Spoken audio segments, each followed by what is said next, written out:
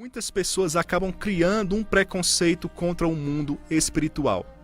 Ou seja, para essas pessoas, o que de fato rege a nossa vida é somente aquilo que é visível, somente aquilo que é palpável. Elas são guiadas apenas por aquilo que os seus olhos podem ver. Infelizmente, esse modo de pensar limita muito a vida de tais pessoas, pois ao fecharem os seus olhos para a realidade espiritual, acabam por descartar aquilo que de mais importante o homem pode ter, a saber, um relacionamento com Deus. Eu quero afirmar nessa tarde que se há uma verdade que deve sempre estar presente em sua vida, em sua mente, é a de que Deus quer se relacionar com você. Deus quer agir em sua vida. Deus quer mudar a sua história. Deus quer socorrê-lo em meio às necessidades. Deus quer te abençoar grandemente.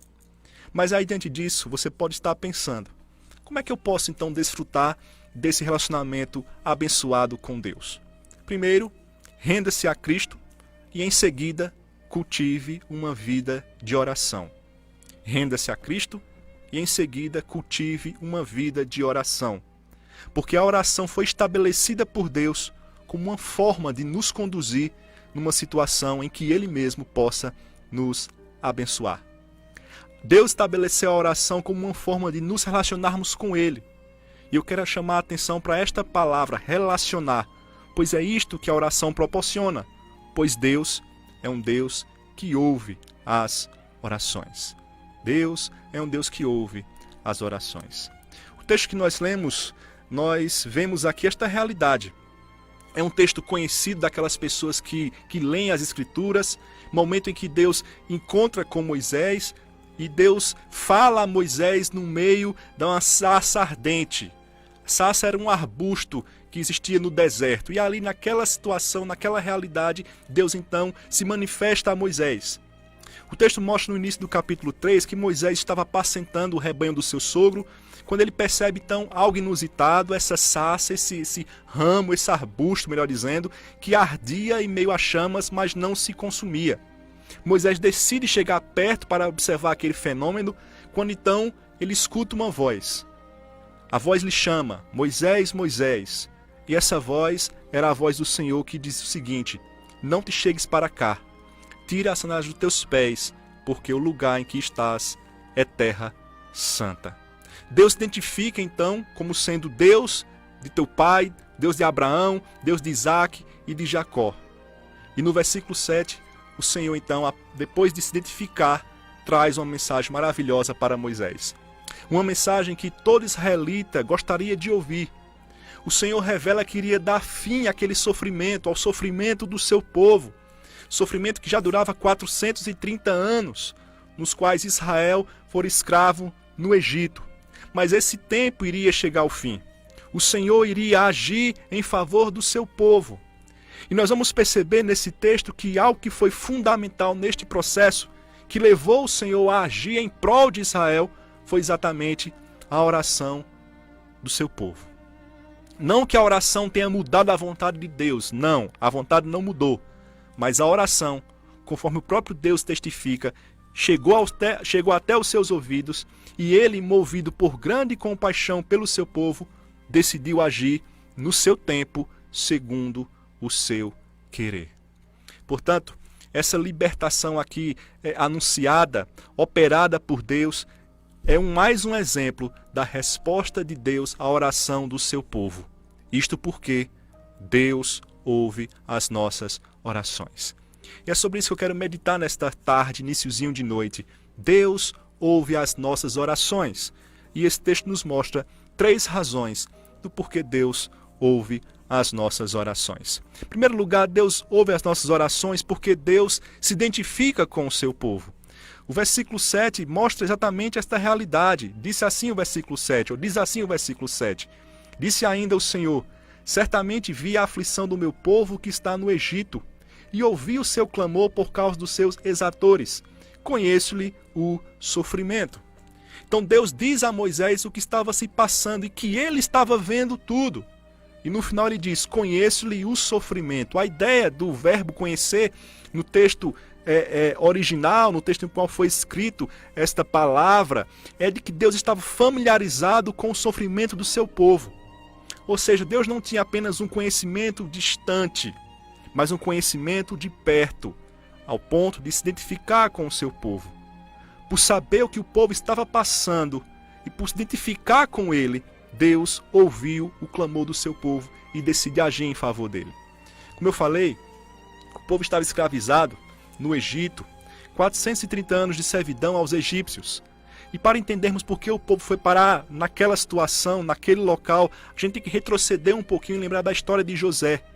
José que foi vendido como escravo pelos seus próprios irmãos. José vai até o Egito e lá no Egito José é grandemente usado por Deus para livrar aquela terra e inclusive o seu próprio povo da fome. E aí aí José é elevado à segunda pessoa do Egito. Porém, o problema é que José morre. Uma geração passa. E Êxodo capítulo 1, dos versículos 8 a 14, vai dizer que se levantou no Egito um novo rei, um novo faraó, que não conhecia a José e não sabia da história que havia ocorrido, o quão importante José tinha sido. E aí ele disse ao seu povo o seguinte: olha, tem entre nós um grande povo, um povo numeroso, um povo muito forte. Vamos colocar trabalhos forçados sobre eles, para que eles não se revoltem contra nós. Resultado, o povo de Israel, de ilustre convidado na época de José, passou a ser escravo dos egípcios. Mas Deus não havia esquecido do seu povo. Deus ouviu o clamor deles. Deus se identificou com o sofrimento do seu povo. Deus se identificou de fato por causa daquilo que estava sobrevindo àquele povo, ao povo de Israel. Trazendo para a nossa realidade, trazendo para a sua realidade, para a minha vida e para a sua vida, Deus não é um Deus que não se envolve com a sua criação, como alguns defendem. Pelo contrário, nós servimos a um Deus que se identifica. Nós servimos a um Deus que se identifica com a sua criação. Claro, Deus é superior, Deus é soberano, Deus é transcendente, mas Ele, por sua compaixão, por sua misericórdia, se identifica com o seu povo. E a expressão máxima dessa identificação encontra-se na pessoa de Jesus Cristo. Assim como o povo hebreu era escravo no Egito, nós também somos escravos do pecado. As pessoas que estão sem Cristo são escravas do pecado por causa da queda do homem no pecado, a queda de Adão, descrita lá em Gênesis capítulo 3. E aí, diante dessa realidade, Deus enviou o seu Filho para libertar o seu povo dessa escravidão. Gálatas capítulo 4, versículos 4 e 5 diz assim: vindo, porém, a plenitude do tempo, Deus enviou seu Filho, nascido de mulher, nascido sob a lei, para resgatar os que estavam sob a lei, a fim de que recebêssemos a adoção de filhos. Isso mostra que Deus se identifica com o seu povo, que Deus não nos deixou na escravidão ou sob a escravidão do pecado, mas Ele providenciou o nosso resgate por meio de Jesus Cristo. Isso mostra que Deus se identifica com o seu povo e que Deus ouve as nossas orações. Diante disso, coloque a sua vida diante de Deus. Coloque, por meio da oração, a situação que você está enfrentando. Ele conhece a sua natureza, Ele sabe do que você necessita, Ele se identifica conosco. Ele é o Emanuel, o Deus conosco. Mas, em segundo lugar, nós estamos tratando do tema Deus ouve nossas orações. Nós já vimos que Deus ouve a oração porque Ele se identifica com o seu povo. Em segundo lugar, porque Deus se compadece do seu povo. Deus ouve as orações porque Ele se compadece do seu povo. Os versículos 8 e 9 mostram isso. Diz assim: por isso desci a fim de livrá-lo da mão dos egípcios e para fazê-lo subir daquela terra a uma terra boa e ampla, terra que mana leite e mel, o lugar do cananeu, do eteu, do amorreu, do ferezeu, do heveu e do jebuseu. Pois o clamor dos filhos de Israel chegou até mim, e também vejo a opressão com que os egípcios os estão oprimindo. Deus se identifica com o seu povo. E aí, por se identificar, Deus, movido pelo seu amor, decidiu agir em favor daquele povo que lhe clamava. Deus faz com que este povo, mesmo em meio a tanto sofrimento, se fortalecesse. O capítulo 1, versículo 20, vai dizer que o povo aumentou e se tornou muito forte. Como eu disse há pouco, o próprio faraó percebe isso, que o povo de Israel estava se multiplicando, um povo muito forte, ou seja, mesmo diante de uma situação complexa, Deus abençoou o seu povo. Com a sua compaixão, o povo estava sendo fortalecido, o povo não diminuía, pelo contrário, o povo somente crescia.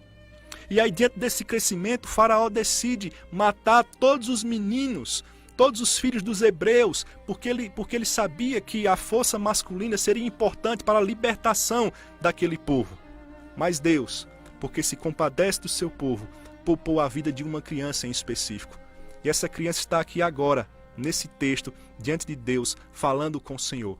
Essa criança é Moisés, que nasceu nessa época do decreto, que teve sua vida ameaçada, mas que por causa da coragem de sua mãe e pela providência de Deus, teve sua vida poupada. Ele foi criado como filho da filha de Faraó, mas estava sendo preparado por Deus para essa grande obra que Deus agora estava chamando para que ele pudesse então realizar. Este Moisés está agora diante de Deus, aquele que, se por compadecer do seu povo, acabara de ir ao encontro daquele que seria a resposta da oração do seu povo. A oração por libertação. E Deus agora vai até o instrumento que ele iria utilizar para libertar o seu povo. Tudo isso porque ele se compadece do seu povo. Ele mesmo diz: o clamor dos filhos de Israel chegou até mim, e também vejo a opressão com que os egípcios os estão oprimindo. Ele viu isso e se compadeceu e decidiu agir. Deus ouve as orações porque Deus se compadece do seu povo. É isso que a Bíblia revela. Muitas respostas de oração trazidas por Deus foi motivada, de fato, pela sua compaixão. A palavra do Senhor diz que ele se compadece do necessitado e do aflito.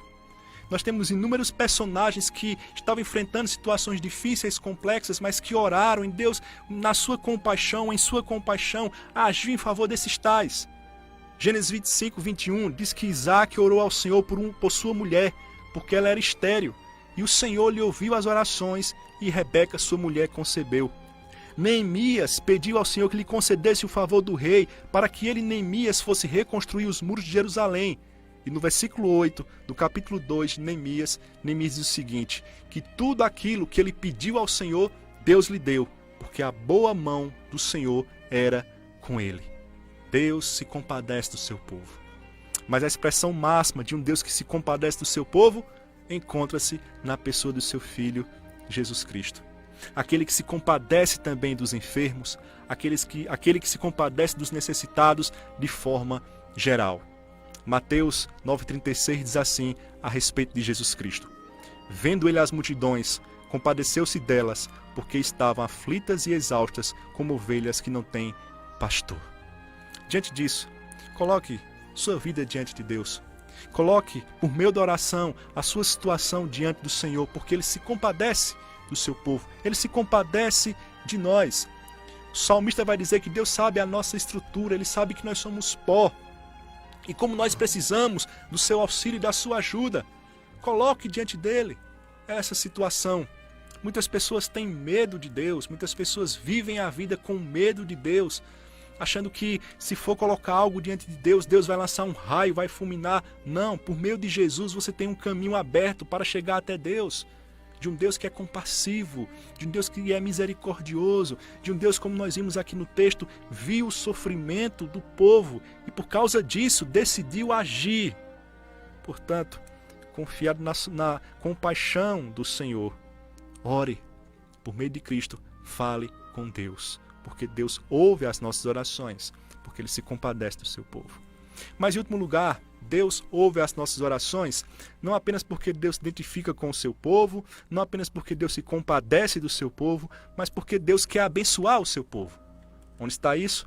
Versículo 10 diz assim: vem agora, e eu te enviarei a Faraó, para que tires o meu povo, os filhos de Israel, do Egito. Portanto, Deus estipulou a oração como um meio de graça. Ele, em sua soberania, determinou que por meio da oração alcançássemos o seu favor. E aí, em sua resposta ao clamor dos filhos de Israel, ele iria libertar o seu povo. Finalmente, após 430 anos, iria ocorrer o êxodo israelita. Essa grande bênção da parte de Deus tem um grande significado. E aí é interessante que após serem libertos, após saírem do Egito, eles iriam habitar numa terra ampla, numa terra boa, numa terra que mana leite e mel, segundo o versículo 8, uma terra que fora prometida a Abraão. Ou seja, por meio da oração, o povo iria se apropriar de uma promessa feita a esse servo de Deus. Deus, portanto, utiliza a oração como meio de graça para derramar sobre nós, o seu povo, a sua bênção. E é interessante que a história mostra que o povo não apenas foi liberto, mas receberia o favor dos seus próprios inimigos, dos seus próprios opressores. Os versículos 20 e 21 diz o seguinte: portanto estenderei a mão e ferirei o Egito com todos os meus prodígios que farei no meio dele, depois vos deixará ir. Eu darei mercê a este povo aos olhos dos egípcios, e quando sairdes, não será de mãos vazias. Ou seja, o povo simplesmente não ia sair, mas ia sair e iria agora contar com o favor dos egípcios. Eles iriam abençoar o povo de Israel, e de fato Israel saiu levando muitas riquezas, muitos tesouros dos egípcios, que os próprios egípcios entregaram aos israelitas. De certa forma, os israelitas despojaram o povo do Egito. Veja, portanto, como Deus utiliza a oração como meio de graça para abençoar o seu povo. O povo simplesmente pedia para ser liberto, mas Deus, que é um Deus gracioso, generoso, ouviu a oração, decidiu abençoar e fazer mais do que aquele povo pediu. O povo queria ser liberto, mas Deus não apenas deu a libertação, os levou para uma terra que mana leite e mel, uma terra boa, uma terra próspera. Os levou não de mãos vazias, mas eles saíram com as riquezas do Egito, que o próprio povo do Egito lhes entregaram. Enfim, Deus abençoou sobremaneira aquele povo em resposta à oração do mesmo. Por isso que o apóstolo Paulo escreve lá em Efésios capítulo 3, versículo 20 o seguinte: que Deus é poderoso para fazer infinitamente mais do que tudo quanto pedimos ou pensamos. Sendo assim, por meio da oração, Deus concede ricas bênçãos, mas a principal delas, sem dúvida, é a comunhão com Ele, é a comunhão com o Senhor. Tanto que no versículo 18, na parte A, Moisés diz: o Senhor, o Deus dos Hebreus, nos encontrou. Agora, pois, deixar-nos ir caminho de 3 dias para o deserto, a fim de que sacrifiquemos ao Senhor, nosso Deus. Ou seja, por meio da oração, aquele Deus que para alguns é tão distante, pode ser chamado de o nosso Deus. E por meio da oração que Jesus Cristo ensinou, não apenas pode ser chamado de nosso Deus, mas pode ser chamado de Pai. Por meio de Jesus, nós somos feitos filhos de Deus. Portanto, continue buscando o Senhor por meio da oração, ou busque ao Senhor por meio da oração. A oração é um meio de graça. Deus estabeleceu a oração para nos abençoar. Quando oramos, nós somos abençoados de maneira grandiosa, porque de fato o Senhor é aquele que faz muito mais do que nós pedimos ou pensamos, porque Ele de fato quer nos abençoar. Concluindo, a oração não é algo que serve simplesmente para fortalecer nossa espiritualidade. Não. A oração é importante porque quando nós oramos, nós falamos com Deus. Porque quando nós oramos, nós temos a certeza que Ele nos ouve. As nossas orações fortalecem, portanto, a nossa fé. E é isso que deve continuar motivando-nos a orar, a continuar buscando ao Senhor, porque nós estamos em comunhão com Ele. Ele que continua o mesmo Deus que se identifica conosco, que se compadece do seu povo, um Deus que quer abençoar o seu povo. Portanto, oremos. Situações difíceis nos sobrevêm, vamos enfrentar essa situação por meio da oração, porque Deus se identifica, porque Deus se compadece e porque Deus quer, de fato, nos abençoar. Portanto, que esta palavra tenha trazido para você esse entendimento. Se você acha que somente o que você vê é que rege a sua vida, para um pouquinho, pensa a respeito dessa realidade e perceba como as coisas são limitadas para te socorrer em situações que você muitas vezes se vê sem saber como agir. Mas dentro do que você ouviu, clame ao Senhor por meio de Cristo, porque Deus é um Deus que se identifica, é um Deus que se compadece, é um Deus que quer nos abençoar por meio da oração. Busque ao Senhor. Entrega o teu caminho ao Senhor, diz o salmista. Confia nele e o mais ele fará. Portanto, que Deus abençoe as nossas vidas. Aplique essa palavra no nosso coração.